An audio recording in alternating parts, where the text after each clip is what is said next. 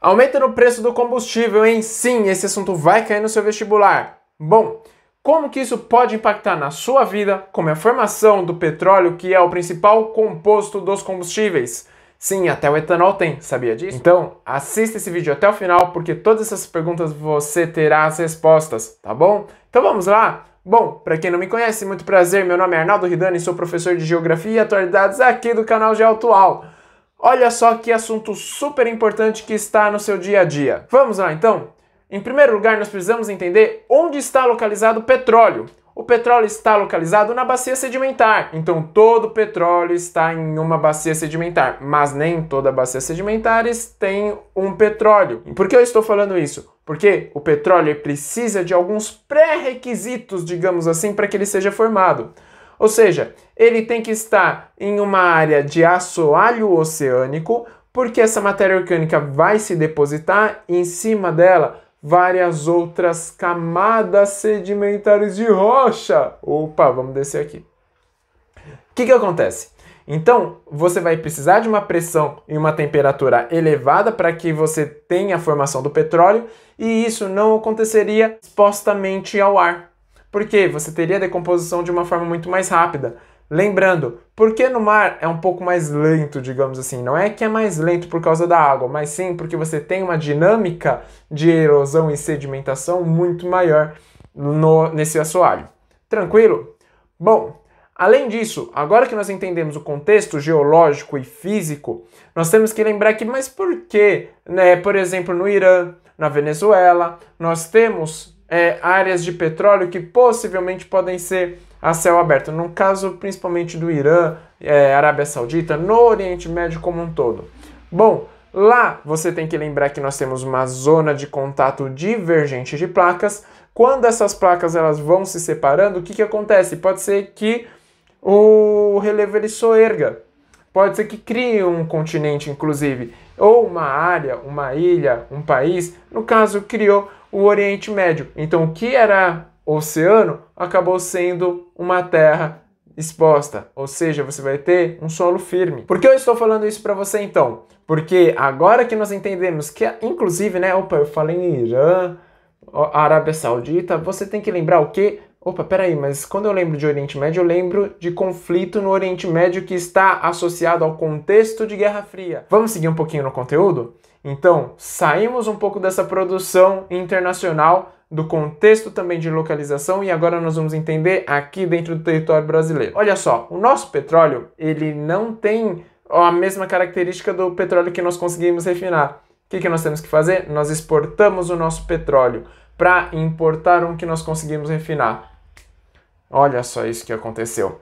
Pois é, nós nos baseamos principalmente em outro petróleo que é da época dos militares, onde nós comprávamos muito petróleo mesmo. Depois que nós descobrimos o pré-sal e o pós-sal, o que acaba acontecendo? Nós fomos tentar refinar, mas nós não conseguimos. Nós não desenvolvemos uma tecnologia para esse refino. Então o que acaba acontecendo? Nós ficamos muito refém, principalmente do dólar. Opa, eu acabei de falar dólar, né? Então já vamos pensar um pouquinho no preço do petróleo, lembrando que o petróleo ele é a principal fonte energética do mundo. Mas Arnaldo, o petróleo, tudo bem. Gasolina, petróleo, diesel e petróleo. Mas e o etanol? Lembra que o etanol, ele tem um pouco de gasolina nele. Na sua composição também tem gasolina. E agora que você vai começar a entender toda essa bagunça. Arnaldo, agora eu tô começando a surtar. Calma. Então, quando nós estamos falando sobre essa produção do petróleo, esse refino, e aí nós vamos passar para os derivados de petróleo, o que vai acontecer? Uma característica muito importante. Nós, quanto mais temos o dólar elevado, ou seja, o real desvalorizado frente ao dólar, o que acontece? Quem antigamente comprava com $1 o petróleo, hoje consegue comprar o dobro do que comprava antes com esse mesmo dólar. Vou dar um exemplo aqui, não é verdade, mas é um exemplo hipotético. Só para você entender. Se com $1 antigamente você comprava um barril de petróleo, hoje você, se valesse o dobro, né, você compraria 2 barris de petróleo. O que isso acaba acontecendo? Lei da oferta e demanda.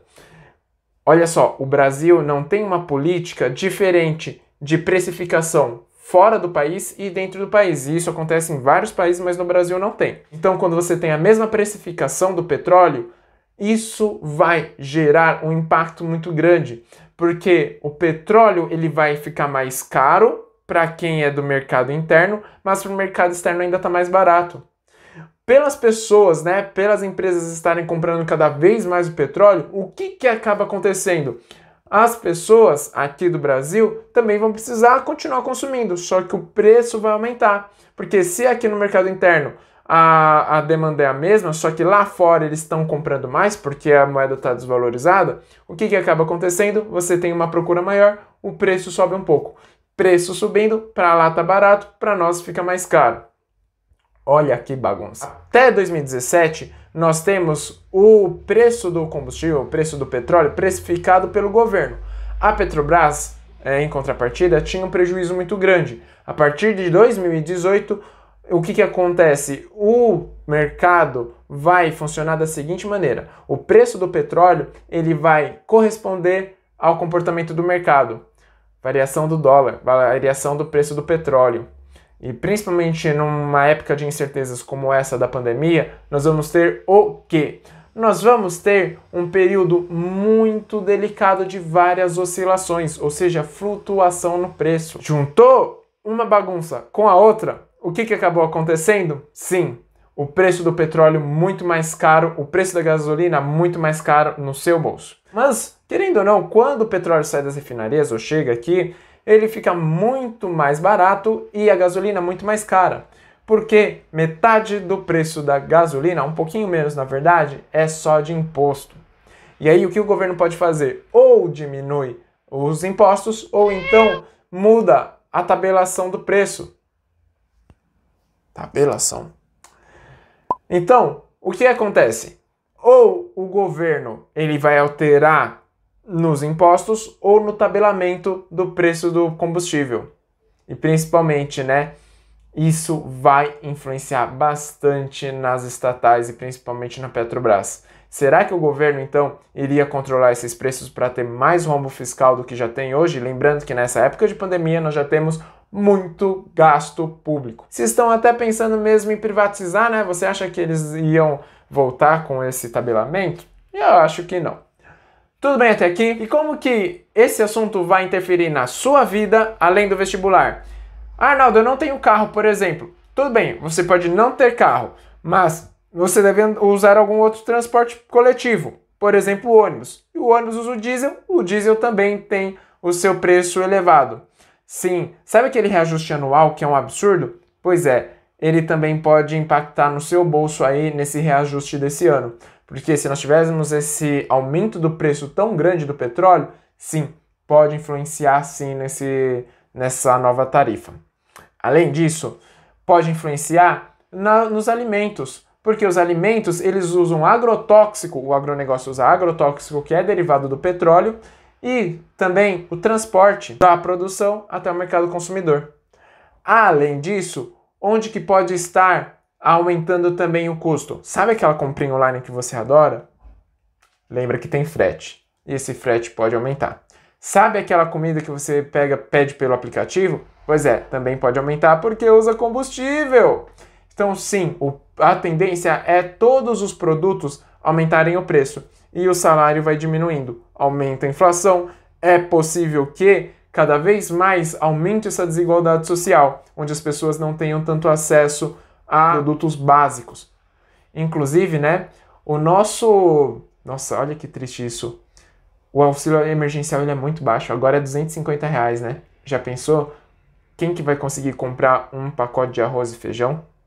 Bom, gostaria de agradecer você pela sua presença, assistir a esse vídeo até o final. Não esquece aí de dar essa força, curtir o vídeo e compartilhar com seus amigos e suas amigas. Até a próxima. Tchau, tchau.